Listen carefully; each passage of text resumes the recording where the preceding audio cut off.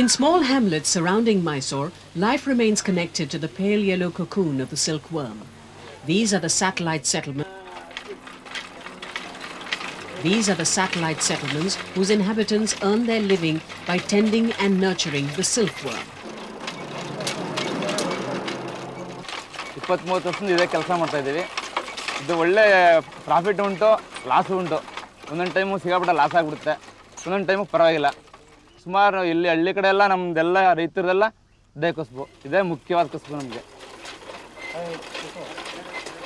It is silk that had given Mysore its first industry, and though there are big government cooperatives who hold sway over the business, silk still provides the means of a livelihood to the likes of 44-year-old Shrikant and his family. The whole family participates in the daily chore of rolling the fine silk thread that would one day be woven into the famed Mysore silk sarees. Sarees that would adorn the bridal trousseau of many a woman from far and wide.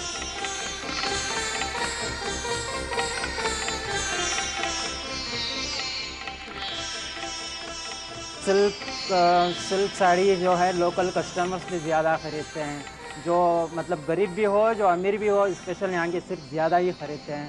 मतलब local और थोड़े villages के लोग भी वही लोग silk ही ख़रीदते हैं. मतलब शादी में तो सिल्क साड़ी होना ही है ना, वो हिसाब से ज़्यादा सिल्क ही ख़रीदते हैं.